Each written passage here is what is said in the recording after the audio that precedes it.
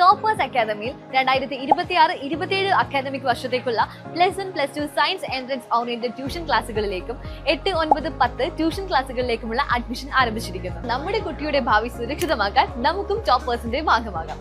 A different approach to success. Chanthakunnu bus stand നിർമ്മാണം പാതിവഴിയിൽ. പഴയ സ്റ്റാൻഡ് പൊളിച്ചു നീക്കി 7 വർഷം കഴിഞ്ഞു. ജനപ്രതിനിധികൾ പരസ്പരം പഴിചാരുന്നത് അവസാനിപ്പിച്ച് എത്രയും വേഗം സ്റ്റാൻഡ് നിർമ്മാണം പൂർത്തിയാക്കണമെന്നാണ് നാട്ടുകാരുടെ ആവശ്യം. Bus stand cum shopping complex നിർമ്മാണം അനന്തമായി നീളുന്നതിനെതിരെ പ്രതിഷേധം ശക്തമാകുന്നു. പഴയ സ്റ്റാൻഡ് പൊളിച്ചു നീക്കി 7 വർഷം കഴിഞ്ഞിട്ടും പുതിയ കെട്ടിടം യാഥാർത്ഥ്യമാക്കാൻ അധികൃതർക്ക് കഴിഞ്ഞിട്ടില്ല.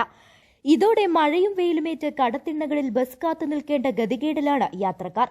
2018 നിലവിലുണ്ടായിരുന്ന സ്റ്റാൻഡ് സംവിധാനം പൊളിച്ചുമാറ്റിയത്. ഉടൻ തന്നെ ആധുനിക രീതിയിലുള്ള ബസ് സ്റ്റാൻഡ് വരുമെന്ന ജനപ്രതിനിധികളുടെ ഉറപ്പിലാണ് വ്യാപാരികൾ കടകൾ ഒഴിഞ്ഞുകൊടുത്തത്. എന്നാൽ വർഷങ്ങൾ പിന്നിട്ടിട്ടും നിർമ്മാണത്തിൽ പുരോഗതിയില്ലാത്തത് യാത്രക്കാരെയും വ്യാപാരികളെയും ഒരുപോലെ വലയ്ക്കുന്നു. 2020 ഭരണസമിതി നിർമ്മാണോദ്ഘാടനം നടത്തിയിരുന്നെങ്കിലും തുടർ പ്രവർത്തനങ്ങൾ രാഷ്ട്രീയ തർക്കങ്ങളിൽ കുരുങ്ങി നിൽക്കുകയാണ്. നിലവിൽ UDF ഭരണസമിതിയാണ് നഗരസഭയിലുള്ളതെങ്കിലും DPRനെ ചൊല്ലിയുള്ള തർക്കം കാരണം പദ്ധതി അനിശ്ചിതത്വത്തിലാണ്.